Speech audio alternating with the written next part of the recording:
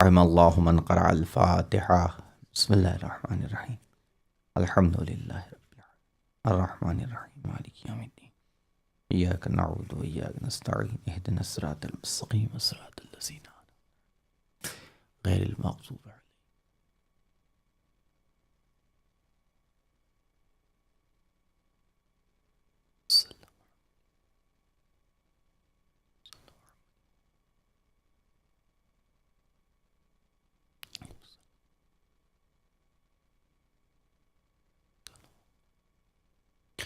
اعوذ باللہ من الشیطان اللعین الرجیم. لا حول ولا قوة الا باللہ العلی العظیم. بسم اللہ الرحمن الرحیم. الحمد للہ رب العالمین.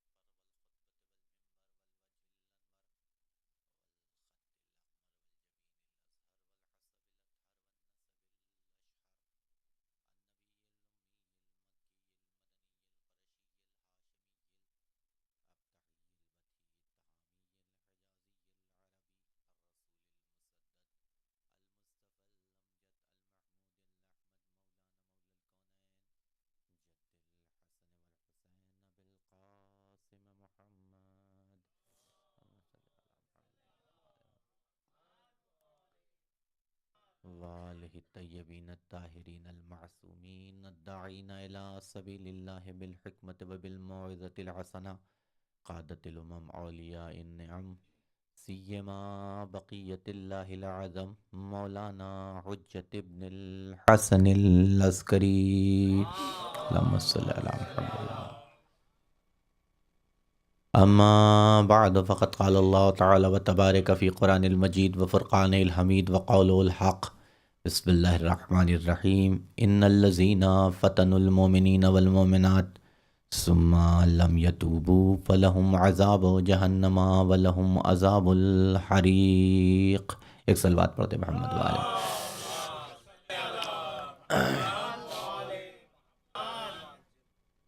قرآن مجید کی یہ سورہ بروج کی 10ویں آیت ہے کہ جسے میں نے آپ کے سامنے عنوان کلام قرار دیا ہے.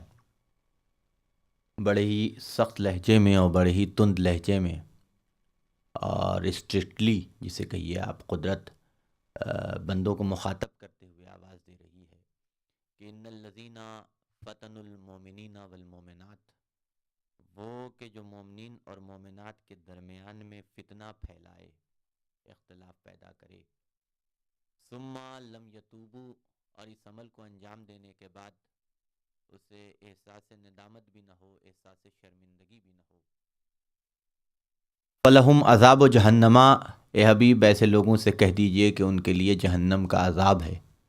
وَلَهُمْ عَذَابُ الْحَرِيقِ، اور جہنم میں بھی وہاں ڈالے جائیں گے جہاں جہنم کے دہکتے ہوئے شعلے ہیں. یہ آیت کا ترجمہ تھا. کس لب و لہجے میں قدرت گفتگو کر رہی ہے اس کا سمجھنا بہت ضروری ہے، اس لیے کہ بات میں وزن اس وقت پیدا ہوتا ہے کہ جب لہجہ بات کے شامل حال ہو جائے. ایک عنوان ہوا کرتا ہے، یہ عربک لٹریچر اور انگلش لٹریچر کی بھی ایک بہت بڑی گفتگو ہے کہ تحریر یعنی کوئی چیز ریٹن طور پہ ہو وہ زیادہ حجت رکھتی ہے، یا پھر وہ چیز کہ جو زبانی طور پہ کہی جا رہی ہے اس میں دم زیادہ ہوتا ہے. یہ لٹریچر کی گفتگو ہے، تقریباً عربی، انگلش، پرشین، اردو، ہر زبان کے حوالے سے یہ ایک بہت بڑی بحث ہے ادبا کے درمیان میں کہ جو ریسرچ اسکالر ہیں، جسے کہنا چاہیے کہ لٹریچر کے، کسی بھی زبان کے لٹریچر کے، کہ آیا تحریر حجت ہے یا تقریر حجت ہے. تقریر کا مطلب ممبر پہ آ کے بیان کرنا، مجلسوں نہیں، وہ چیز کہ جو زبانی طور پہ کہی جاتی ہے اسے تقریر کہتے ہیں. تو زیادہ حجیت کون سی شے رکھتی ہے، تحریر حجت ہے یا تقریر حجت ہے؟ وزن کس میں زیادہ ہے؟ آیا تحریر میں زیادہ وزن پایا جاتا ہے یا تقریر میں زیادہ وزن پایا جاتا ہے؟ مراد متکلم یعنی بولنے والے کے مافی الضمیر کو کون سی شے متکلم تک، مخاطب تک، سننے والے تک، سامع تک پہنچاتی ہے اچھے طریقے سے؟ آیا تحریر پہنچاتی ہے یا تقریر پہنچاتی ہے؟ یہ ایک اہم ترین گفتگو ہے لٹریچر کے حوالے سے۔ اگرچہ ہمارے اور آپ کے یہاں تحریر کی زیادہ اہمیت ہے، کہتے ہیں کہ کوئی بھی معاملہ کرنا ہے، کوئی بھی ایگریمنٹ کرنا ہے تو زبانی مت کرو، ریٹن کرو۔ زبانی کا کوئی اعتبار نہیں ہے، بے شک وہ ایک اعتبار سے اہمیت رکھتی ہے تحریر، اس میں کوئی انکار نہیں ہے، لیکن گفتگو اور بحث یہ ہے کہ آیا مافی الضمیر کو ادا کر، جو کہنا چاہتا ہے متکلم، جو بیان کرنا چاہتا ہے، اس میں کتنی شدت اور کتنا ضعف پایا جاتا ہے، کتنا زیادہ اسٹرکٹلی کسی چیز کو آپ مطالبہ کر رہا ہے متکلم، اس بات کو پہنچانے کے لیے سب سے زیادہ امپورٹنٹ کون سی شے ہے؟ یا تحریر ہے یا تقریر ہے؟ آپ غور کیجئے گا میں کیا عرض کر رہا ہوں۔ دیکھیے، ایک سینٹنس ہو، اس کے کئی معنی مراد لیے جا سکتے ہیں۔ ایک سینٹنس ہو، ایک سینٹنس، ایک تحریر آپ تک پہنچی، ایک سینٹنس اس میں لکھا ہوا ہے، معنی آپ تک منتقل ہو جائیں گے، مفہوم آپ تک پہنچ جائے گا کہ کیا لکھا ہوا ہے، لیکن آپ یہ نہیں بتا سکتے کہ اس تحریر سے اور اس سینٹنس سے جس نے بھیجا ہے مجھ تک وہ کہنا کیا چاہتا ہے اور اس کا مطالبہ کیا ہے۔ مثال دوں، بات واضح ہو جائے گی۔ دو مثالیں لے لیجیے، آسان سی۔ پہلی مثال کے طور پہ آپ لے لیجیے، ایک جملہ لے لیجیے کہ آپ نے کھانا کھا لیا۔ آپ نے کھانا کھا لیا۔ اب اس میں سے کون ایسا لفظ ہے جس کے معنی آپ کو نہیں معلوم ہے؟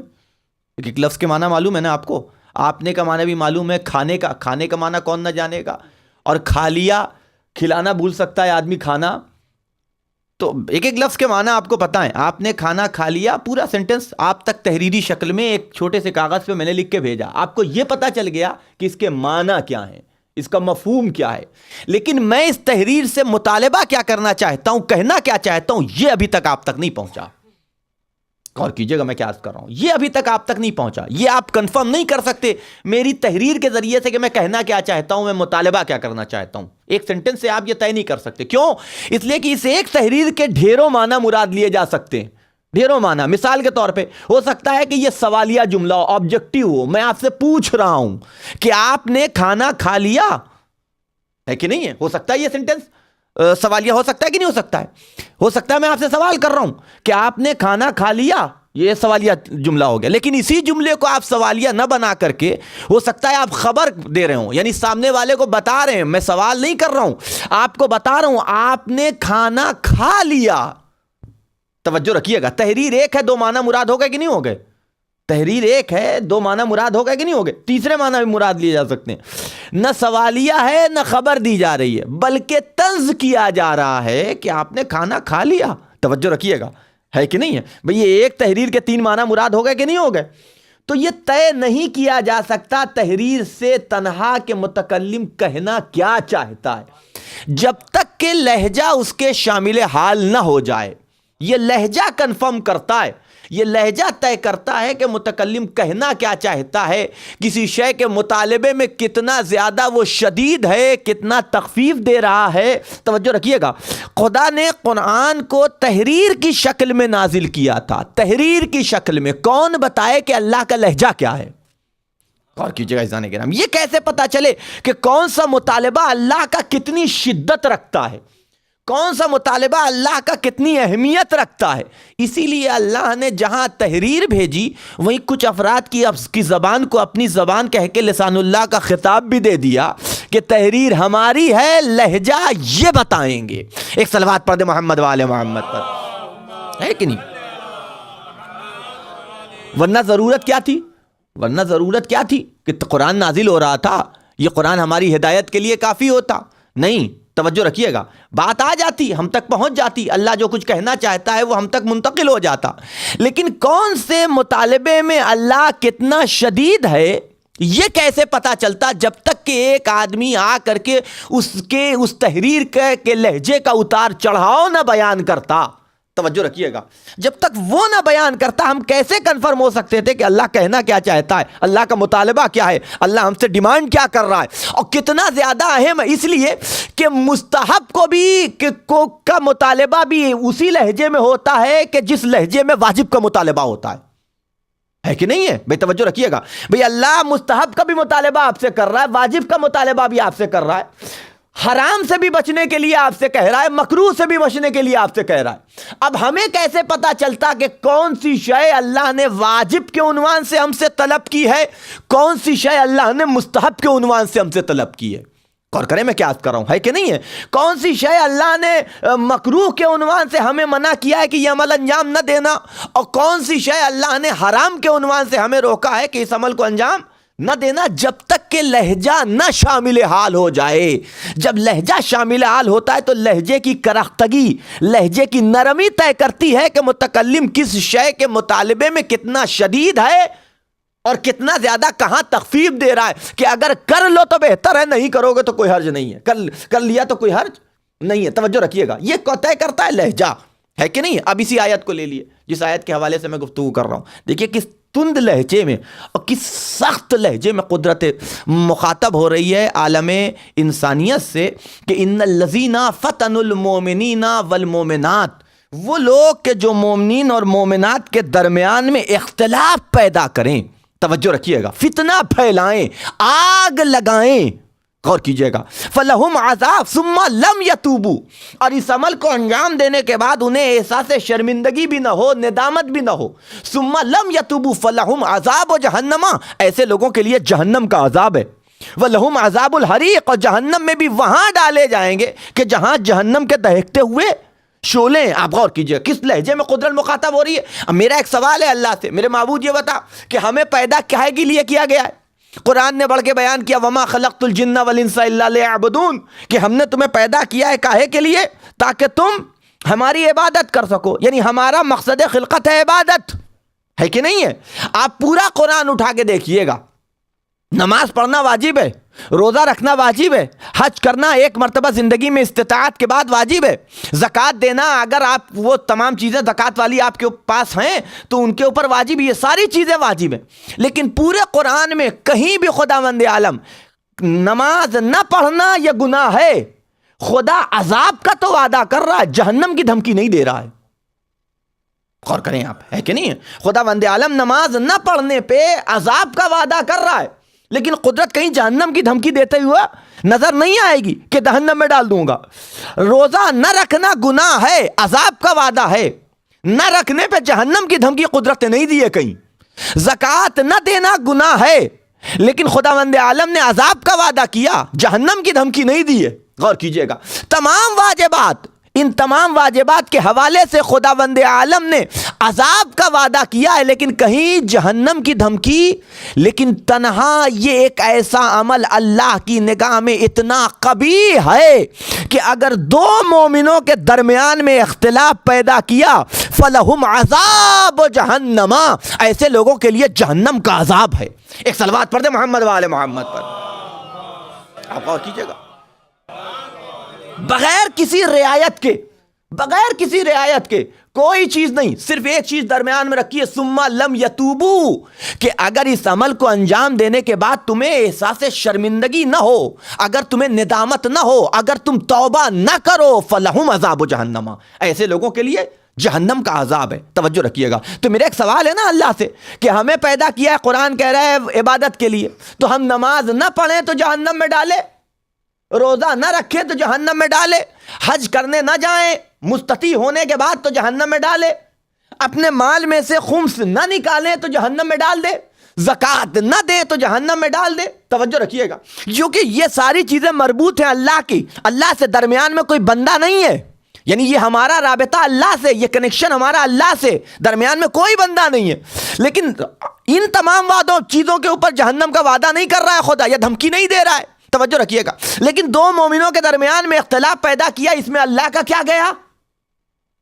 غور کیجئے گا، ہے کہ نہیں سوالیہ نشان، کہ ہم نے دو مومنوں کے درمیان میں اختلاف پیدا کیا، اس میں اللہ کا کیا گیا؟ اس میں اللہ سے کیا مطلب؟ توجہ رکھیے گا، میرے معبود اگر نماز نہ پڑھوں جہنم دے دے، روزہ نہ رکھوں جہنم دے دے، حج و زکوٰۃ و خمس نہ کروں جہنم میں ڈال دے، لیکن دو مومنوں کے اختلاف کے حوالے سے تو کہہ رہا ہے جہنم میں ڈال دوں گا۔ خدا نے کہا یہی بات تو تمہیں بتانا چاہتا ہوں، جو نماز نہیں پڑھتا خود جاتا ہے، روزہ نہیں رکھتا خود جاتا ہے، حج و زکوٰۃ و خمس نہیں دیتا خود جاتا ہے، لیکن اختلاف پیدا کرنے والا دو مومنوں کے درمیان میں خود بھی جاتا ہے، کئی لوگوں کو لے کے چلا جاتا ہے۔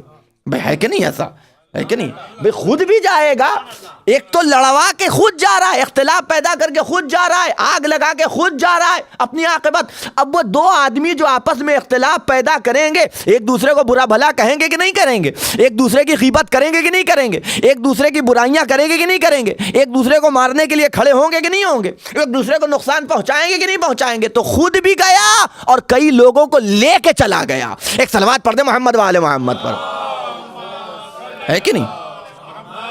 قدرت کہہ رہی ہے فَلَهُمْ عَذَابُ جَهَنَّمَ، ایسے لوگوں کے لیے جہنم کا عذاب ہے، کوئی رعایت نہیں۔ اور اس کے بعد دوسرا جملہ بھی بڑا امپورٹنٹ ہے، وَلَهُمْ عَذَابُ الْحَرِيقِ، اور جہنم، اس کا دیکھیے ہر انسان گناہ کے بعد جہنم میں چلا جائے یہ ضروری نہیں ہے، توجہ رکھیے گا، کیٹیگری ہے، بے عملوں کی کیٹیگری ہے۔ بہت سے لوگ ایسے ہوں گے کہ جن کو جہنم میں ڈالا نہیں جائے گا، روایت دیکھیے، اور جو اس کا میدان محشر کے بعد جہنم و جنت کی جو تقسیم ہے اس کے حوالے سے جو کتابیں ہیں اور جو روایتیں اور جو بیان کی گئی ہیں ائمہ معصومین میں، دیکھیے بہت ایسے ہوں گے جہنم کے پاس لا کے کھڑے کر دیے جائیں گے، جہنم کے پاس، یہی ان کی سزا ہے، جہنم میں نہیں ڈالا جائے گا، جہنم کے پاس، کہ اس کی گرمی کے ذریعے سے، اس کی گرمی کی شدت کے ذریعے سے ان کے اوپر عذاب ہوگا۔ توجہ رکھیے گا، کچھ ایسے ہوں گے جو جہنم کے اوپر سے گزارے جائیں گے، غور کیجئے گا، ڈالے نہیں جائیں گے، کچھ ایسے ہیں کہ جو ڈالے جائیں گے جہنم کے اندر،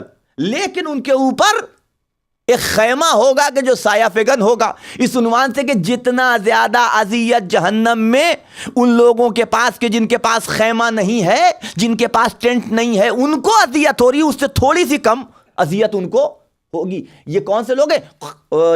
قرآن کے حوالے سے جو روایتیں اٹھا کے دیکھیے کہ قاریان قرآن کو اللہ نے اور خداوند عالم نے اور ائمہ معصومین نے جو بیان کیا ہے فضیلت قرآن کے حوالے سے، کہ جو قاریان قرآن ہیں اللہ نے ان کو اتنی سہولت دی ہے کہ وہ کتنے ہی بے عمل کیوں نہ ہوں تو ان کے حوالے سے یہ ہے کہ جہنم میں جائیں گے تو اس طریقے سے جائیں گے کہ ان کے اوپر ایک چیز سایہ کیے ہوگی، ایک خیمہ ہوگا کہ جو سایہ کیے ہوئے ہوگا۔ یہ قرآن کے پڑھنے کا ثواب ہے، یہ قرآن کی تلاوت کا ثواب ہے، اور اس سے زیادہ ثواب ہے قرآن کے حفظ کرنے کا، قرآن کو حفظ کرنے کا۔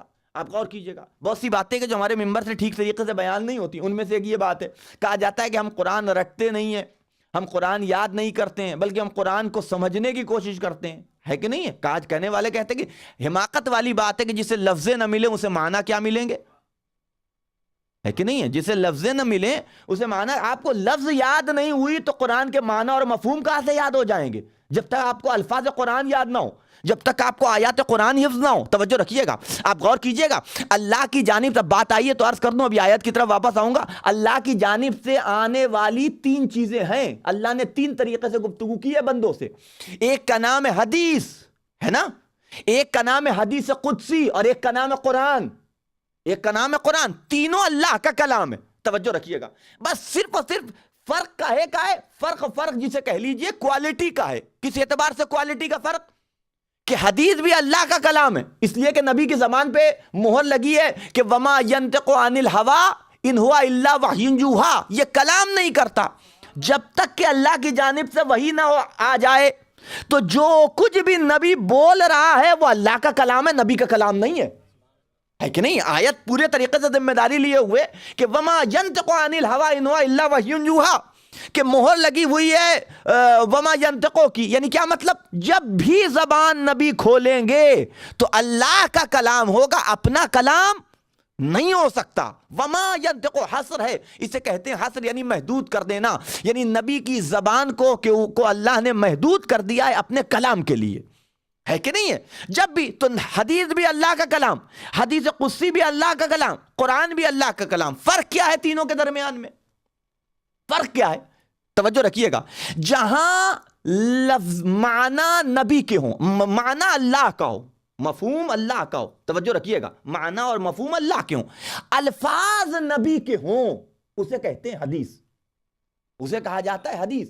جہاں پہ مفہوم اور معنی اللہ کے ہوں لیکن الفاظ نبی کے ہوں اسے کہا جاتا ہے حدیث۔ حدیث قدسی یہ ہے کہ جہاں مفہوم بھی اللہ کا ہو، معنی بھی اللہ کا ہو، مفہوم بھی اللہ کا ہے اور الفاظ بھی اللہ کے، مفہوم اور معنی کے ساتھ ساتھ دونوں چیزیں خالی نبی نے سنایا ہے پڑھ کے۔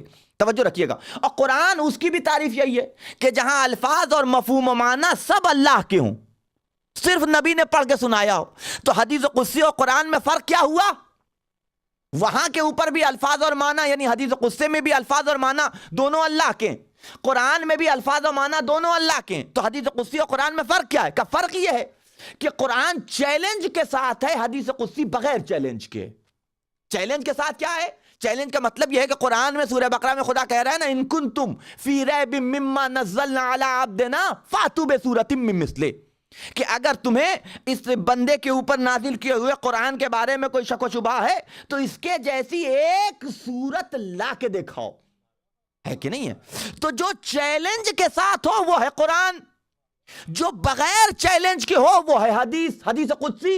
اور کیجئے گا عزیزان کرام، یہ فرق ہے حدیث قدسی اور قرآن کے درمیان میں. بات واضح ہوئی؟ اب آپ غور فرمائیے گا، حدیث بھی اللہ کا کلام، حدیث قدسی بھی اللہ کا کلام، قرآن بھی اللہ کا کلام. سب سے زیادہ ہائی کوالٹی کا کون ہے؟ قرآن. اس کے بعد دوسرا نمبر کس کا ہے؟ حدیث قدسی. تیسرے نمبر پہ جو کلام ہے اسے کیا کہتے ہیں؟ حدیث. حدیث کے حوالے سے معصوم کا جملہ ہے کہ من حفظ 40 حدیثا، کہ جو 40 حدیث کو حفظ کر لے میدان محشر میں اللہ اسے بعنوان فقیہ محشور کرے گا. اور کی جائے عزیزان گرامی، ہے کہ نہیں؟ یہ حدیث کے حوالے سے ہے، یہ حدیث کے حوالے سے ہے کہ اگر 40 حدیثیں حفظ کر لی آپ نے تو حفظ کرنے کی بات ہو رہی ہے، معنی جاننے کی بات نہیں ہے. توجہ رکھیے گا، مفہوم جاننے کی بات نہیں ہے، تفسیر جاننے کی بات نہیں ہے، صرف حفظ کرنا. مطالبہ صرف حفظ کرنے کا ہے کہ من حفظ 40 حدیثا، کہ جو 40 حدیثوں کو حفظ کر لے اللہ میدان محشر میں اسے بعنوان فقیہ محشور کرے گا. آپ سوچئے گا کہ جو سب سے نیچے کوالٹی کا کلام ہے، اگر اس کے صرف 40 حدیثوں کو حفظ کر لیا جائے تو میدان محشر میں فقیہ بن جائیں. جو ہائی کوالٹی کا کلام ہے قرآن، اگر ہم اس کے حافظ بن جائیں، آپ غور کیجئے گا، سوچنے والی بات ہے کہ نہیں ہے؟ اگر اس کی آیتیں ہمارے سینے میں محفوظ ہوں، اگر اس کی صورتیں ہمارے سینے میں محفوظ ہوں، اگر اس کی تلاوت ہماری زبان کے اوپر جاری اور ساری ہو، تو سوچئے میدان محشر میں ہمیں کیا مرتبہ نہیں مل سکتا ہے. ایک صلوات پڑھ دیں محمد وآل محمد پر. ہے کہ نہیں لمحہ فکریہ؟ ہے کہ نہیں لمحہ فکریہ؟ یہ غلط ہے کہنا کہ قرآن کا حفظ کرنا، ہم قرآن کو حفظ نہیں کرتے. غلط کرتے ہیں آپ کہ اگر قرآن کو حفظ نہیں کرتے. توجہ رکھیے گا، یہ غلط ہے کہ قرآن کو نہیں حفظ کیا جائے. نہیں، قرآن کو حفظ کرنا چاہیے، قرآن کو حفظ کرنا چاہیے. پڑھنے کے اتنے ثواب ہیں تو یاد کرنے کا کتنا ثواب ہوگا؟ آپ سوچئے، پڑھنے کا اتنا ثواب ہے کہ حکم ہے، تاکید ہے، حد سے زیادہ واجب کی حد تک نہیں ہے، جسے کہہ لیے کہ واجب نہیں ہے لیکن واجب کی حد تک تاکید ہے کہ دن بھر میں کم سے کم انسان کو ایک آیت صحیح قرآن کی تلاوت کرنی چاہیے. تلاوت کرنی چاہیے. سوال کرنے والے نے سوال کیا کہ مجھے یاد ہے اسی کی تلاوت کر لوں؟ کا یاد ہوا کرے، اس کے باوجود قرآن دیکھ کے پڑھو. کہا کیوں؟ یاد ہے اسی سے ویسے ہی پڑھ لوں؟ کہا اگر صرف اور صرف یاد اور حافظے کے اوپر اور میموری کے اوپر بھروسہ کر کے پڑھو گے تو صرف تمہاری زبان عبادت میں مشغول ہوگی. قرآن دیکھ کے پڑھو گے تو زبان بھی عبادت کر رہی ہوگی، نظریں بھی عبادت کر رہی ہوں گی، ذہن بھی عبادت کر رہا ہوگا. ایک صلوات پڑھ دیں محمد وآل محمد پر.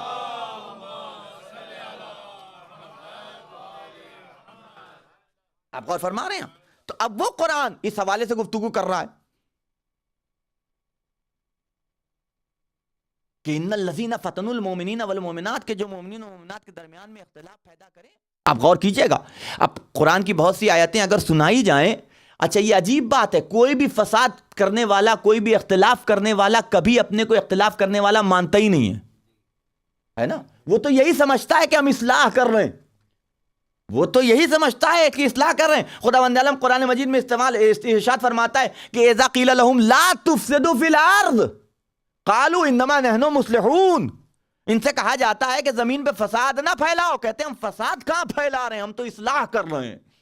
غور فرمائیے گا، ہر اصلاح فساد پھیلانے والا حقیقتاً اصلاح کرنے والا ہی ہو یہ ضروری نہیں ہے، بلکہ بعض ایسے بھی ہوتے ہیں کہ جو اپنی دانست میں، کچھ لوگ جان بوجھ کے اور کچھ لوگ نادانی میں، لا علمی میں اور جہالت میں، توجہ رکھیے گا، سوچتے ہیں کہ ہم اصلاح کر رہے ہیں، حقیقتاً وہ اصلاح نہیں ہوتی ہے، فساد ہوتا ہے. توجہ رکھیے گا میں کیا عرض کر رہا ہوں. حقیقتاً وہ اصلاح نہیں ہوتی، فساد ہوتا ہے. اس کا سمجھنا ہر انسان کے لیے. دیکھیے مومن کی تمام علامتوں میں سے ایک علامت یہ ہے کہ مومن زیرک ہوتا ہے. یعنی کیا مطلب؟ عقل مند ہوتا ہے. بے وقوف مومن نہیں ہو سکتا. بے وقوف مومن نہیں ہو سکتا ہے. خود مولا کا جملہ اتقوا فراست المومن فإنہ ینظر بنور اللہ. مومن کی فراست، زیرکی، عقل مندی سے ڈرو، کیونکہ یہ اللہ کے نور سے دیکھتا ہے. آپ توجہ رکھیے گا، ہے کہ نہیں؟ یہ اللہ کے نور سے دیکھتا ہے. مولا کائنات کا دوسرا قول ہے کہ مومن کو ایک بل سے 2 مرتبہ نہیں ڈسا جا سکتا. ایک بل سے 1 مرتبہ اگر کھا بھی گیا دھوکہ تو 1 مرتبہ کھائے گا. بار بار جو دھوکہ کھائے، یہ مولا کائنات کا جملہ، یہ میری بات نہیں ہے یا کسی اور عام آدمی کی بات نہیں ہے. توجہ رکھیے گا. تو عقل مند ہونا ایمان کی دلیل ہے. اگر عقل ہے تو ایمان ہے، اگر عقل نہیں ہے تو آپ کو ایمان، میں یہ نہیں کہہ رہا ہوں کہ مومن نہیں، ایمان کی بھی کیٹیگریاں ہیں. ابھی ایمان نے ٹھیک سے آپ کے دل میں جگہ نہیں پائی اگر عقل مندی نہیں پائی جاتی. توجہ رکھیے گا. اور یہ یاد رکھیے گا، نماز ہو، روزہ ہو، حج ہو، زکوٰۃ ہو، یہ ساری عبادتیں بے شک ضروری ہیں، ایمان کی نشانیوں میں سے نشانیاں ہیں. لیکن مومن نہ نماز کے ذریعے سے پہچانا جاتا، نہ روزے کے ذریعے سے پہچانا جاتا، نہ حج و زکوٰۃ و خمس کے ذریعے سے پہچانا جاتا. یہ بھی یاد رکھیے گا، اسے ذہن میں سے بیٹھانا بہت ضروری ہے ہمارے اور آپ کے لیے. اس لیے کہ بہت سے لوگ ایسے مل جائیں گے نا کہ جو نمازی ہیں، 5 وقت کے نمازی ہیں، مسجد میں نماز پڑھتے ہیں، لیکن ان کے بعد کی جو ایکٹیویٹیز ہے وہ اتنی گڑبڑ ہے. غور فرمائیں آپ، ہے کہ نہیں ہے؟ وہ اتنی خطرناک اور اتنی گڑبڑ ہے. تو نماز پڑھنے کا فائدہ کیا؟ روزہ رکھنے کا فائدہ کیا؟ توجہ رکھیے گا، ہے کہ نہیں ہے؟ مولا کائنات سے سوال کیا گیا، مولا مومن کسے کہتے ہیں؟ مومن کو ہم کیسے پہچانے؟ تو علی ابن ابی طالب نے جواب دیا کہ مومن کو اس کی پیشانی کے گھٹے سے نہ پہچانو، مومن کو اس کی نمازوں سے نہ پہچانو، مومن کو اس کے روزے سے نہ پہچانو، مومن کو اس کی عبادتوں سے نہیں پہچانو. کہا پھر کہے سے پہچانے؟ کہا مومن پہچانا جاتا یا اپنی صداقت کے ذریعے سے یا اپنی دیانت کے ذریعے سے. توجہ رکھیے گا، ہے کہ نہیں ہے؟ مومن اپنی صداقت کے ذریعے سے پہچانا جاتا ہے یا اپنی سمجھے آپ کیا مطلب ہوا اس کا؟ مطلب کیا ہوا جانتے ہیں؟ کوئی نمازی ہے، ضروری نہیں ہے کہ وہ صادق بھی ہو، ضروری نہیں ہے کہ وہ دیانت دار بھی ہو. کوئی روزے دار ہے، حج کرنے والا ہے، ہر سال حج پہ جاتا ہے، زکوٰۃ بھی دیتا ہے، سب کچھ خمس بھی دیتا ہو، لیکن وہ صادق بھی ہو اور دیانت دار بھی ہو، یہ ضروری نہیں ہے. لیکن جو صادق و دیانت دار ہوگا وہ نمازی بھی ہوگا. توجہ رکھیے گا، وہ روزے دار بھی ہوگا، وہ واجبات پہ عمل کرنے والا بھی ہوگا، وہ مستحبات پہ عمل کرنے والا بھی ہوگا، وہ محرمات سے اپنا دامن بچانے والا بھی ہوگا. توجہ رکھیے گا. آپ نے بہت سے نمازیوں کو ایسے دیکھا ہوگا. دیکھیے میں حج ڈالہ سے پہلی مرتبہ آیا ہوں، مجھے کچھ نہیں معلوم. دیکھیے نشیب ہر جگہ ہوتا ہے، اب کہاں پانی مرے مجھے اس سے بحث نہیں. ایک صلوات پڑھ دیں محمد و آل محمد پر. فرمائیے گا، بہت سے لوگ نمازی ہیں، روزے دار ہیں، پرہیزگار ہیں، لیکن بہن کا حق مار کے کھا بیٹھے ہوئے. دیانت کہاں گئی؟ دیانت کہاں گئی آپ کی؟ نمازی ہیں، روزے دار ہیں، پرہیزگار ہیں، لیکن زبان پہ قابو نہیں ہے ان کی، زبان پہ قابو نہیں ہے ان کی. توجہ رکھیے گا، جب زبان کھلتی ہے تو غلط بیانی. غور فرمائیے گا. مولا کائنات کہتے ہیں کہ نہیں، مومن کو پہچاننا ہے تو اس کی صداقت کے ذریعے سے پہچانو، اس کی دیانت کے ذریعے سے پہچانو. اور عجیب بات یہ دیکھیے، آئیے آپ آ جائیے ادھر کی طرف. اسلام آ رہا ہے، اسلام کے آنے سے پہلے سن 40 عام الفیل میں نبی نے اعلان رسالت کیا. 40 سال کی عمر میں پہلی عام الفیل کو کہ جس سال ابرہہ اپنا لشکر لے کر کے آیا تھا، نبی نے دنیا میں قدم رکھا. 40 سال کی خاموشی کے بعد، 40 سال کے بعد نبی نے اعلان رسالت کیا ہے. 40 سال کے بعد. تو یہ 40 سال نبی کیا کرتے رہے؟ یہ 40 سال نبی نے کیا کیا؟ 23 سال اسلام پہنچایا. 40 سال نبی نے کیا کیا؟ توجہ رکھیے گا. نبی سخی بھی ہیں، نبی کریم بھی ہیں، نبی غفور بھی ہیں، نبی کے اندر ساری اچھائیاں ہیں، لیکن نبی نے اپنی تمام اچھائیوں میں سے نہ اپنی سخاوت کو پہچانوایا، نہ اپنے کرم کو پہچانوایا، نہ اپنی عبادت کو پہچانوایا. غور کیجیے گا عزیزان گرامی، نبی نے صرف اپنی 2 صفت کو پہچانوایا، ایک صداقت اور ایک دیانت. غور فرمائیے گا، ہے کہ نہیں ہے؟ کہ اگر صداقت اور دیانت ہے تو انسان بھی ہے، مسلمان بھی ہے اور مومن بھی ہے. ایک صلوات پڑھ دیں محمد و آل محمد پر.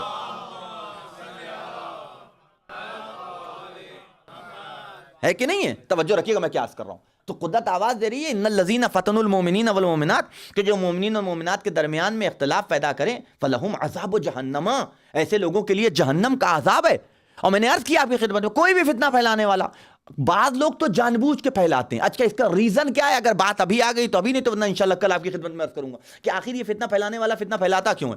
لیکن پہلے آج یہ سمجھ لیجئے اس مسئلے کے اوپر کہ خداوند عالم کہہ رہا ہے کہ ان الذین فتنوا المؤمنین والمؤمنات، کہ خداوند عالم کہہ رہا ہے کہ ہم مومنین اور مومنات کے درمیان میں فتنہ پھیلانے والے کو جہنم میں ڈال دیں گے. مسئلہ یہ ہے کہ ہر انسان یہ نہیں سمجھ پاتا کہ ہم اصلاح نہیں کر رہے ہیں بلکہ فتنہ پھیلا رہے ہیں. اگر جہالت کی بنیاد پہ یہ عمل انجام دے رہا ہے، نادانستگی میں یہ عمل انجام دے رہا ہے، لا علمی میں یہ عمل انجام دے رہا ہے، تو بات اور ہے. توجہ رکھیے گا، گنہگار ہے لیکن اس کیٹیگری کا نہیں ہے. لیکن ہو سکتا ہے کہ کوئی انسان جان بوجھ کے یہ عمل انجام دے. اب وہ جان بوجھ کے کون عمل انجام دیتا ہے بعد میں بیان کروں گا آپ کی خدمت میں. آپ اس سے سوال کیے بھیا تم قوم میں اختلاف پیدا کر رہے ہو، دو مومنوں کو لڑوا رہے ہو تم. توجہ رکھیے گا، لیکن وہ یہی کہے گا کہ میں نے کیا کیا.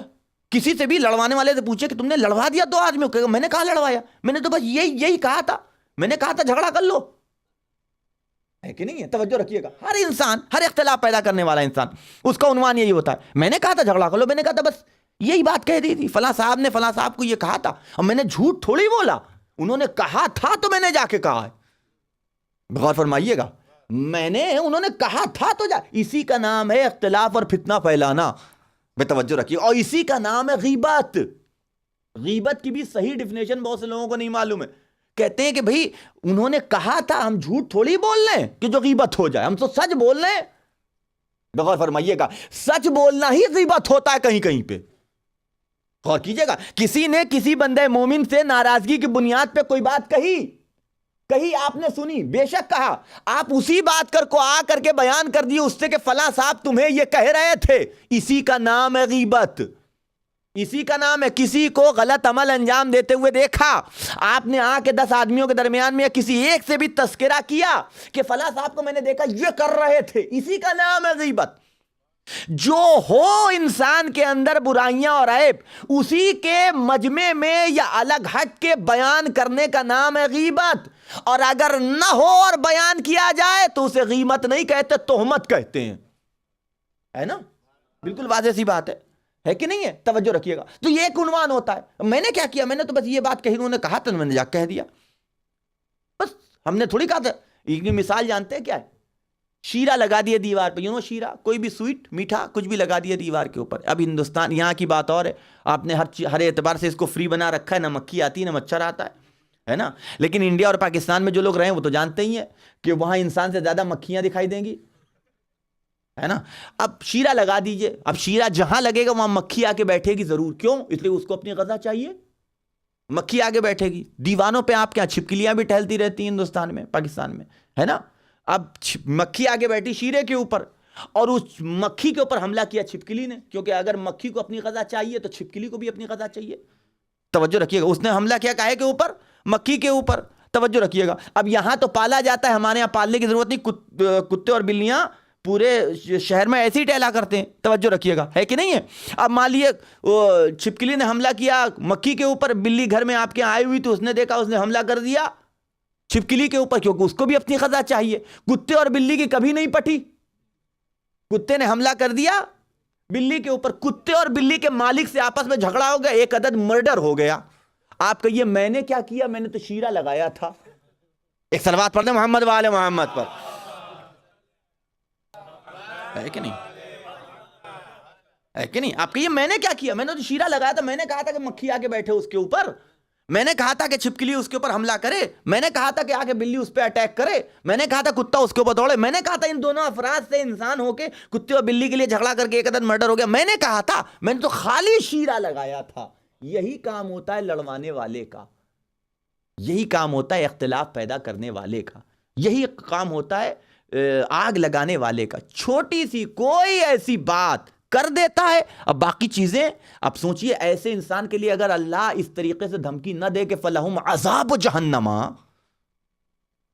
آپ غور کیجئے گا، اس لیے کہ بات شروع وہی کر رہا ہے. کہاں تک جا رہی ہے؟ جو لے جا رہے ہیں وہ تو جائیں ہی جائیں گے. سب سے زیادہ عذاب ان انسان کو ہوگا کہ جو سبب بن رہا ہے اس کا. ایک صلوات پڑھ دیں محمد وآل محمد پر. غور کیجئے گا، کائنات کے سب سے پہلے فتنے کا نام ہے شیطان. سب سے پہلا فتنہ، سب سے پہلا فتنہ، ہے نا. اس سے پہلے تو کوئی فتنہ تھا نہیں. ملائکہ تھے اور دوسری مخلوقات تھیں، اور یہ شیطان بھی مقرب بارگاہ بنا ہوا تھا، ملائکہ کی بزم میں بیٹھا ہوا تھا۔ سب سے پہلا فتنے کا نام ہے شیطان۔ آ کے اللہ میاں کی بزم میں بیٹھ گیا، اتنا عبادت گزار، اتنا نمازی، اتنا پرہیزگار، اتنا اللہ والا۔ یہ بھی یاد رکھنے والی بات ہے، اور بہت سی چیزیں ہوتی ہیں کہ جو عبرت ہوتی ہیں ہمارے اور آپ کے لیے عبرت ہے، شیطان کی ذات بھی ہمارے اور آپ کے لیے عبرت ہے۔ اسی لیے اللہ نے قرآن مجید میں ابلیس کا نام کم لیا ہے، شیطان کی لفظ کا استعمال زیادہ کیا ہے۔ کیوں؟ اس لیے کہ ابلیس اس کا نام تھا، شیطان اس کی وہ صفت تھی کہ جو اس کے اندر پائی جاتی ہے۔ خداوند عالم نے صفت کا نام زیادہ بیان کیا، کیوں؟ اس لیے کہ اس کا مصداق وہ بھی ہو سکتا ہے اور ہمارے اور آپ جیسے انسان بھی ہو سکتے ہیں۔ بے توجہ رکھیے گا، ہے کہ نہیں ہے؟ توجہ قرآن میں آپ اٹھا کے دیکھیے، شیطان شیطان کتنی مرتبہ اللہ نے دہرایا ہے کہ نہیں ہے؟ تو سب سے پہلا فتنہ شیطان ہے۔ سبب کیا تھا؟ کہ اللہ کی بزم میں بیٹھا ہوا تھا، اتنی عبادتیں، اتنی نمازیں، اتنا پرہیزگار، اتنا اللہ والا کہ اس زمین کا، اس روئے زمین کا کوئی چپا ایسا نہیں بچا تھا کہ جہاں اس نے اپنی پیشانی نہ رکھی ہو۔ اتنی عبادت۔ کیا ہم اور آپ عبادت کریں گے؟ کیا ہم اور آپ رکوع و سجود و قیام و قعود انجام دیں گے؟ جتنی عبادتیں اس نے کی تھی، اللہ نے اسے بدلا دیا کہ وہ بزم ملائکہ میں پہنچ گیا، بزم ملائکہ میں بیٹھ کے عبادتیں، ملائکہ کے ساتھ بیٹھ کے عبادت کر رہا ہے۔ یہ درجہ اللہ نے دیا، یہ بلندی اللہ نے دی، توجہ رکھیے گا۔ لیکن ایک سجدے کا انکار کیا سے کیا ہو گیا؟ ایک چیز کا انکار کہاں سے کہاں چلا گیا شیطان؟ یہ ہمارے اور آپ کے لیے بھی درس ہے کہ عبادتوں پہ کبھی اترائیے گا مت، نمازوں پہ کبھی گھمنڈ نہ کیجیے گا، پیشانی کے گھٹے کے اوپر کبھی فخر کا عنوان نہیں ہونا چاہیے۔ اس لیے کہ سیکنڈ لگتا ہے انسان کو ایمان کے خانے سے کفر کے خانے میں جانے میں، کفر سے ایمان میں آنے میں ٹائم لگتا ہے، توجہ رکھیے گا، لیکن ایمان سے کفر کے خانے میں جانے میں، نفاق کے خانے میں جانے میں سیکنڈ بھر کا وقت لگتا ہے۔ ایک دل میں آنے والا معمولی سا خیال بھی انسان کو ایمان کے خانے سے کفر کے خانے میں لے کے چلا جاتا ہے۔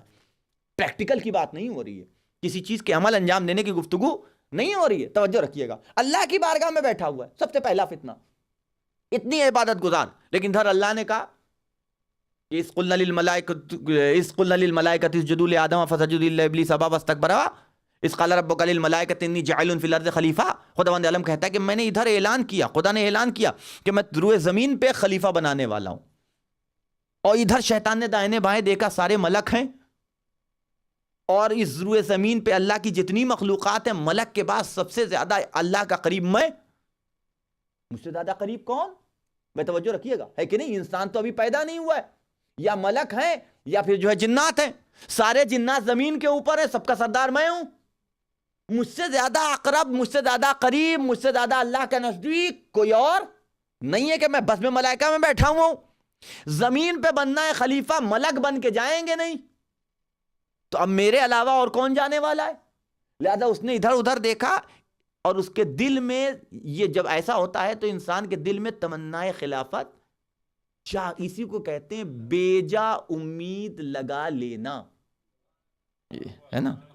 کسی کو کہتے ہیں، ہمارے یہاں دو لفظیں استعمال ہوتی ہے اس کے لیے، ایک بیجا امید لگا لینا، ایک لفظ استعمال ہوتی ہے خیالی پلاؤ پکا لینا، ہے نا؟ اب اس نے پورا تانا بانا گڑھ لیا اپنے اعتبار سے کہ میرے علاوہ کون ہو سکتا ہے، میں سب سے اللہ کا قریب ہوں، میں سب سے اللہ کے نزدیک ہوں، مجھ سے بڑا عبادت کرنے والا کوئی نہیں، زمین پہ خلیفہ بن رہا تو میرے علاوہ اور کون بن کے جائے گا؟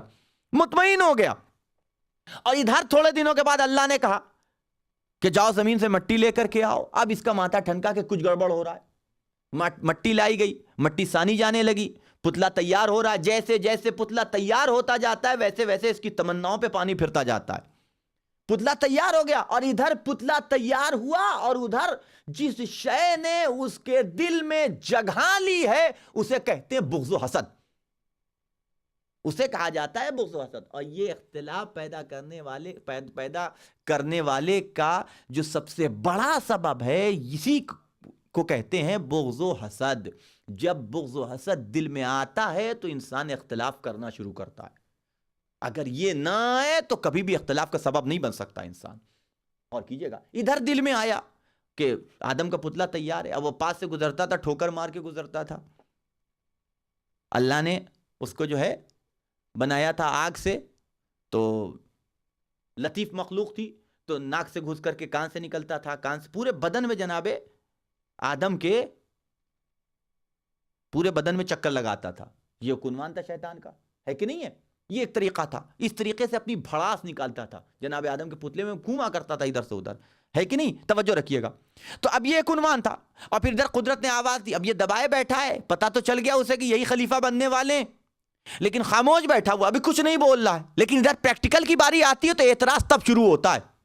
زبانی طور کے اوپر اپنے بلیوز, اپنے عقائد کسی سے بھی منوا لیجئے, جب پریکٹیکل کی باری ہوتی ہے تب اعتراضات شروع ہوتے ہیں کہ یہ کیوں, تو ایسے کیوں, تو یہ ہم ایسے کیوں کریں, تو وہ ویسے کیوں کیا جائے.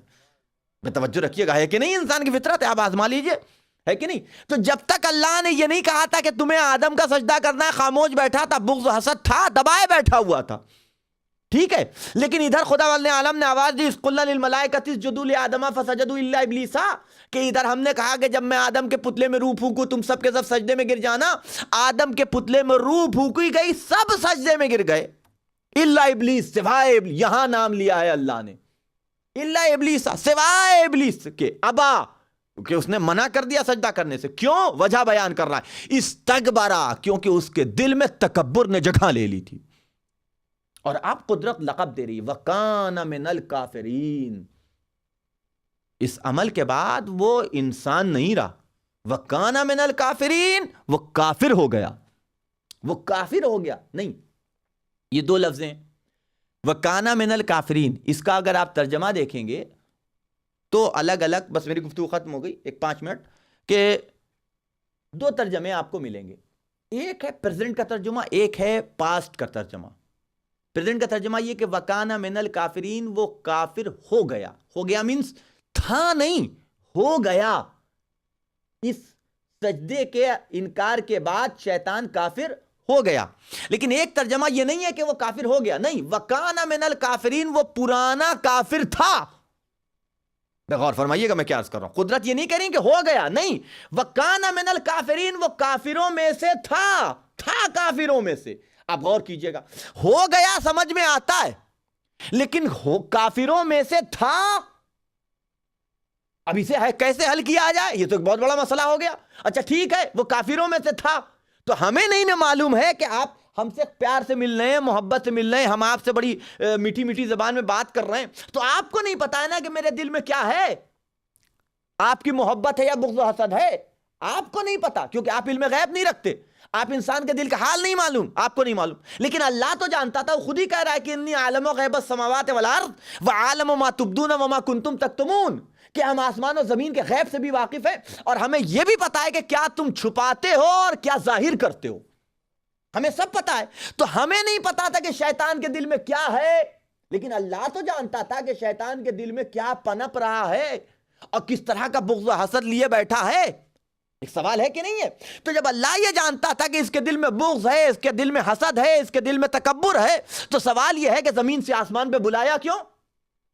اور آسمان پہ بلایا تھا تو ملائکہ کی بزم میں بیٹھانے کی کیا ضرورت تھی, ہے کہ نہیں سوال؟ توجہ رکھیے گا, کیوں بیٹھائے رہا؟ اچھا بیٹھا دیا تھا, تو جب اس کے دل میں بغض و حسد نے جگہ لے لی تو نکالا کیوں نہیں, بیٹھا کیوں رہنے دیا, ہے کہ نہیں؟ نکال دینا چاہیے تھا. ادھر بغض و حسد آیا, قدرت کو چاہیے تھا نکال دے.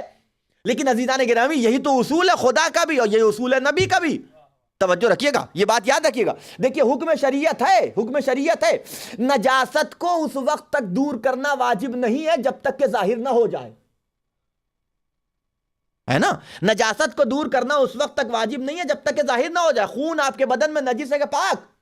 نجس ہے, لیے دوڑ رہے ہیں آپ کئی بوتل, بینک جسے کہہ لیجئے کہ جائیے کسی بلڈ بینک کو ڈونیٹ کر کے آ جائیے, ہے کہ نہیں؟ نجس ہے, نجس ہے. ایک قطرہ خون کا, ایک قطرہ خون کا اگر وہ یہ انگوٹھے کے پور سے زیادہ ہے, کپڑے کے اوپر لگ جائے تو اس کپڑے کے ساتھ نماز نہیں پڑھی جا سکتی. اگر ایک پور, وہ انگوٹھے کا جو اوپر والا حصہ, اتنا ایسا حصہ, اس سے زیادہ خون ہے, توجہ رکھیے گا, چاہے ایک جگہ پہ ہو چاہے چھٹکا ہوا ہو, پورا ملا کر کے اگر اس سے زیادہ ہے تو پھر نماز نہیں. اتنا نجس خون ہے, اتنا نجس خون ہے, توجہ رکھیے گا. اسے ہم لیے ہوئے ٹہل لیں. اس کے علاوہ کھانا جو کچھ کھایا, 75% 25% خون بنا, 75% گندگی بن گئی, دونوں نجس, دونوں نجس. تو ایک طرف ہم گندگی لیے ٹہل لیں, ایک طرف خون لیے ٹہل لیں, دونوں نجس ہے, توجہ رکھیے گا. تو دور کر دیں کا قدرت کا نہیں, دور اس وقت کی جائے گی کہ جب وہ ظاہر ہو جائے, جب ظاہر ہو جائے تو دور کرنا واجب ہے نماز وغیرہ کے لیے، ہے کہ نہیں ہے؟ یہی اصول خدا کا بھی ہے اور یہی اصول نبی کا بھی ہے کہ جب تک خباثتیں چھپائے کوئی بیٹھا رہتا ہے بیٹھنے دیتے ہیں، اور جب خباثتوں کو ظاہر کرتا ہے تو خدا فخرج کہہ کے نکالتا ہے، نبی قوموا انی کہہ کے اٹھا دیتا ہے۔ ایک صلوات پڑھ دے محمد و آل محمد پر، ہے کہ نہیں ہے؟ یہ جواب ہے، اور اس سے بڑا بہتر جواب اور کوئی نہیں ہو سکتا۔ یہ بھی کیا جاتا ہے نا کہ نبی جانتے تھے کہ جب فلاں فلاں فلاں ایسے تھے تو کیوں بیٹھنے دیا اپنے پاس، کیوں بیٹھنے دیا، کیوں بیٹھائے ہوئے تھے نبی؟ اٹھا دینا چاہیے تھا، بھگا دینا چاہیے تھا کہ نہیں، نبی کا اصول ہے کہ جب تک خباثت چھپائے بیٹھے رہو گے بیٹھنے دیں گے، لیکن جب خباثتیں ظاہر ہوں گی تو خدا نے جو لہجہ اختیار کیا وہی لہجہ اختیار کیا ہے نبی نے بھی۔ خدا نے کہا فخرج نکل میری بارگاہ سے، نبی نے بھی وہی لہجہ، قوموا انی اٹھو نکلو میری بارگاہ سے۔ توجہ رکھیے گا۔ اب آپ خود سوچئے کہ شیطان کو اللہ نے گھر سے باہر نکالا تھا، اپنی بارگاہ سے نکالا تھا، جھگڑا اس کا اللہ سے تھا، آدم سے نہیں جھگڑا کیا تھا، اس نے جھگڑا اللہ سے کیا تھا۔ توجہ رکھیے گا۔ تو اللہ نے اپنی بارگاہ سے نکالا تھا، آپ اپنے گھر میں بلا لیجئے۔ اللہ سے جھگڑا ہے نا، آپ سے کیا مطلب، اپنے گھر میں بلا، آپ جواب دیں گے ارے اللہ کے مردود بارگاہ کو ہم اپنے گھر میں بلا لیں۔ غور فرمائیے گا عزیزان گرامی، تم اللہ کے مردود بارگاہ کو اپنے گھر میں نہیں بلا سکتے، ہم نبی کے مردود بارگاہ کو اپنے دل میں جگہ نہیں دے سکتے۔ ایک صلوات پڑھ دے محمد و آل محمد پر، ہے کہ نہیں؟ جسے نبی اپنی بد میں بٹھانا گوارا نہ کریں، ہم اس کو اپنے دل میں جگہ دے دیں، یہ ایک سوچنے والی بات ہے کہ نہیں؟ تو سب سے پہلا فتنہ جسے کہتے ہیں شیطان، سبب کیا چیز بنی؟ بغض و حسد، اور یہی بغض و حسد ہوتا ہے۔ اب غور کیجئے گا، یہ آخری بات اور یہی میرا ربط مصائب بھی ہے۔ دیکھیے دشمنی دو طرح کی ہوتی ہے، خدا نہ کرے کہ یہ مرض کسی کے دل میں پیدا ہو، بغض، کینسر سے زیادہ خطرناک ہے، کینسر سے زیادہ خطرناک ہے۔ خدا نہ کرے کہ بغض و حسد کسی کے حوالے سے کسی کے دل میں پیدا ہو، خدا نہ کرے۔ دشمنی دو طرح کی ہوتی ہے، تیسری دشمنی کی کوئی قسم نہیں ہے، آپ آزما لیجئے۔ ایک دشمنی وہ ہے کہ میرے دادا نے، میرے باپ نے آپ کے دادا اور آپ کے باپ کا مال غصب کر لیا تھا۔ زمین جائیداد کے جھگڑے جو ہندوستان میں ہوتے ہیں، دشمنیاں زیادہ تر آپ نے آزمایا ہوگا کہ ہندوستان میں ایک خاندان سے دوسرے خاندان کی دشمنیاں عام طور کے اوپر سگوں میں اسی بنیاد پہ ہوتی ہے کہ انہوں نے ہماری زمین کھا لی، ان کے باپ نے ہماری زمین کھا لی تھی، ان کے دادا نے ہماری زمین کھا لی تھی، وغیرہ وغیرہ، ہے کہ نہیں ایسا؟ توجہ رکھیے گا، اسی بنیاد پہ ہوتے ہیں کہ باپ نے دادا نے زمین کھا لی تھی، ایک تو دشمنی کا سبب یہ ہوا۔ ایک دشمنی کا سبب یہ ہوا کہ آپ کسی کو بھرے مجمع میں ذلیل کر دیجیے، گالی بک دیجیے، برا بھلا کہہ دیجیے، دشمنی ہو جائے گی۔ کسی کو تھپڑ مار دیے، کسی کو مار دیے، کسی پہ ہاتھ چلا لیے، فزیکلی انوالومنٹ ہو آپ کا، تو دشمنی ہو جائے گی۔ ایک تو دشمنی کی قسم یہ ہو گئی۔ دوسری دشمنی جو ہوتی ہے وہ زیادہ خطرناک ہے بنسبت اس دشمنی کے، کیونکہ یہ دشمنی قابل علاج ہے۔ یہ دشمنیاں جو میں نے بتائی یہ قابل علاج ہے۔ دادا نے زمین غصب کی تھی، پوتا لے کر کے زمین کا ٹکڑا چلا جائے، کاغذ کہ یہ لیجیے ہمارے دادا نے غصب کیا تھا، میں آپ کو واپس کرتا ہوں۔ آپ بتائیے دشمنی ختم ہو جائے گی نہیں ختم ہو جائے گی؟ ہو جائے گی نا، ہے کہ نہیں؟ آپ نے بھری مجمع میں کسی کو برا بھلا کہا تھا، دشمنی شروع ہوگی۔ اسی مجمع میں کھڑے ہو کر کے آپ ہاتھوں کو جوڑ کہیے کہ اسی مجمع میں اتنے ہی لوگ تھے، میں نے تمہیں کل برا بھلا کہا تھا، آج اپنے دل کی بھڑاس نکال لو، جو کچھ کہنا ہو کہہ لو یا مجھے معاف کر دو۔ اب انسان اگر واقعاً دل میں انسانیت ہوگی تو معاف کر دے گا کہ نہیں کر دے گا؟ دشمنی ختم ہو جائے گی نہیں ختم ہو جائے گی؟ کسی کو تھپڑ مار دیا تھا آپ نے، اسی مجمع میں کہیے کہ لو ہمارا گال حاضر، تم مجھے تھپڑ مار کے اپنی بھڑاس نکالو، ختم ہو جائے گی نہیں ختم ہو جائے گی؟ توجہ رکھیے گا، اتنا رحم و کرم اللہ نے انسان کو دیا ہے کہ چلو ٹھیک ہے، اب اتنے بھرے مجمع میں آ کے اپنے آپ کی معافی مانگ رہا ہے تو اس سے بڑی اور کوئی چیز نہیں ہوتی، معاف کر دیتا ہے انسان، ختم ہو جائے گی نہیں ختم ہو جائے گی۔ لیکن اگر بغض و حسد کسی کے حوالے سے پیدا ہو گیا، وہ دشمنی کہ جو بغض و حسد کی بنیاد پہ شروع ہوتی ہے وہ قابل علاج نہیں ہوا کرتی، اس کا کوئی علاج نہیں ہوا کرتا۔ توجہ رکھیے گا، اس کا کوئی علاج۔ اور عجیب بات ہے اس دشمنی کا کہ انسان جس کے حوالے سے جس کا بغض و حسد میرے دل میں پیدا ہوا ہے، اگر میں اس سے بدلہ نہ لے پاؤں تو اس کی نسل میں جب بھی کبھی موقع ملے گا تو میں بدلہ ضرور لوں گا۔ یہ ہے بغض و حسد کی دشمنی، اسے کہا جاتا ہے بغض و حسد۔ آپ غور کیجئے گا، اور عجیب بات ہے کہ ہمارے اور آپ کے ائمہ معصومین کے جتنے دشمن تھے سب کی دشمنی کا صرف اور صرف ایک سبب تھا بغض و حسد، دوسرا کوئی سبب نہیں تھا۔ کس کا مال غصب کیا تھا اہل بیت؟ انہوں نے تو ہمیشہ دیا ہے، لیا کس کا ہے؟ کس کو مارا تھا اہل بیت نے؟ کس کی بے احترامی کی تھی؟ کس کو گالیاں بکی تھی؟ ان کو گالیاں بکی گئیں، ان کو سب و شتم کیا گیا، ان کو برا بلا کہا گیا، اور سامنے والا سامنے آ کے منہ پہ کہنے والوں نے برا بلا کہا ہے، انہوں نے منہ پہ معاف کر دیا۔ تو ان کی یہاں دشمنیاں اس بنیاد پہ نہیں تھی، ان کی یہاں دشمنیاں صرف ایک بنیاد پہ تھی، وہ تھی بغض و حسد کی دشمنی۔ لوگوں کے دلوں میں ان کا بغض و حسد اتنا زیادہ پروان چڑھ چکا تھا اور پنپ چکا تھا کہ علی سے بس نہ چل پایا تو حسین سے بدلہ لینے پہ اتر آئے، اور اس بات کو حسین نے واضح بھی کر دیا۔ کربلا کے بن میں جب سب شہید ہو گئے تو مخاطب ہوتے ہیں قوم اشقیاء سے، حل من ناصرین ینصرونا کی صدا بلند ہوتی ہے، اور پھر اس کے بعد مخاطب ہو کے آواز دیتے ہیں، اے قوم جفاکار، اے قوم اشقیاء، تم مجھے کیوں قتل کرنا چاہتے ہو؟ کیا میں نے حرام محمدی کو حلال کیا ہے؟ کیا میں نے حلال محمدی کو حرام کر دیا ہے کہ جو تم مجھے قتل کرنا چاہتے ہو؟ ایک آواز سارے لشکر سے آئی، نہیں حسین، تم نے نہ حرام محمدی کو حلال کیا ہے نہ حرام محمدی کو حلال کیا ہے، پھر ہمیں کیوں قتل کرنا چاہتے؟ تو جواب آیا بغضاً لأبیک، کہ ہم تمہیں قتل کرنا چاہتے ہیں تو تمہارے باپ کی دشمنی اور بغض کی بنیاد پہ۔ آپ غور کیجئے گا، اور پھر اس کے بعد شہید کر دیا گیا۔ ایک دوپہر 71 جنازہ، 71 افراد، پورا بھرا گھر کربلا کے بر میں لٹ گیا۔ آپ تصور کر سکتے ہیں، خدا وند عالم کسی کو دل نہ دکھائے، ایک جنازہ، ایک چاہنے والا، ایک چہیتا جب اس دنیا سے چلا جاتا ہے تو انسان در و دیواروں میں اس کو ڈھونڈتا پھرتا ہے، جب دفن کر کے واپس آتا ہے، جب تک انسان دفن نہیں کر لیتا تب تک انسان دفن و کفن اور قبر وغیرہ کے ہنگامے میں مشغول رہتا ہے، احساس نہیں ہوتا انسان کو۔ لیکن جب غسل و کفن اور دفن سے فرصت ملتی ہے اور گھر واپس آتا ہے تو ایک ایک جگہ، جو جگہیں تھیں اس کی، انسان ان جگہوں پہ اسے تلاش کرتا ہے، یہاں نماز پڑھتا تھا، یہاں بیٹھتا تھا، ایسے ہمارے ساتھ کھانا کھاتا۔ اس وقت انسان کو ہر لمحہ بستر پہ جاتا ہے تو انسان اٹھ کے بیٹھ جاتا ہے، نیند چلی جاتی ہے آنکھوں سے اگر یاد آ جائے۔ سوچئے، ایک دو نہیں، 72 جنازے جن لوگوں نے اٹھائے ہوں کربلا کے میدان میں، 4 سال کی بچی سکینہ، اس کے دل پہ کیا بیت رہی ہوگی؟ اور حسین کو قتل کرنے کے بعد بھی ان کا ظلم و ستم اور ان کا بغض و حسد کی آگ ٹھنڈی نہیں ہوئی، بلکہ اشقیاء آگ اور جلتی ہوئی لکڑیاں لے کر کے خیموں میں چلے آئے، خیمے جلائے جا رہے ہیں۔ تاریخ مورخ کہتا ہے کہ میں نے دیکھا کہ بیویاں ایک خیمے سے دوسرے خیمے میں، دوسرے خیمے سے تیسرے خیمے میں، کہتا وطن میری نگاہ اٹھی تو میں نے کیا دیکھا کہ ایک بچی ایک جلتے ہوئے خیمے سے باہر نکلی، کانوں سے لہو بہ رہا تھا، دامن میں آگ لگی ہوئی تھی۔ میں گھبرا کے آگے بڑھا کہ میں نے چاہا کہ اس بچی کے دامن کی آگ بجھا دوں، بچی چھٹک کے پیچھے ہٹ گئی، اے شخص ہمیں ہاتھ نہ لگانا، ہم خانوادہ عصمت و طہارت سے تعلق رکھنے والے، اے بی بی ہم آپ کے دامن کی آگ بجھانا چاہتے۔ بچی کہتی ہے اے شخص اگر ہم پہ احسان کرنا چاہتا ہے تو بس اتنا بتا دے نجف کا راستہ کدھر ہے۔ اے بی بی نجف جا کے کیا کرو گی؟ کہ میرے دادا علی مرتضی نجف میں آرام کر رہے ہیں، میں شکایت کروں گی بابا مار دیے گئے، پھوپھیوں کے سروں سے چادریں چھینی گئی، میری کانوں سے بندے لویں چیر کے اتارے گئے۔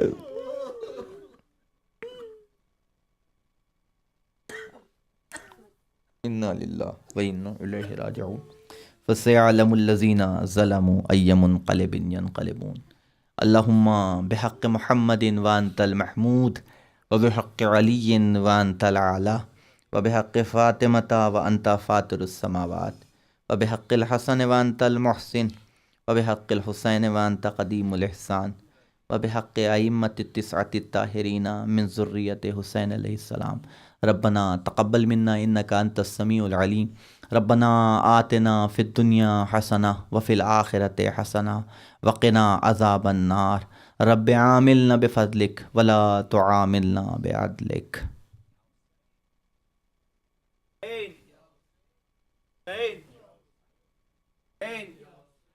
حسین یا حسین یا حسین یا حسین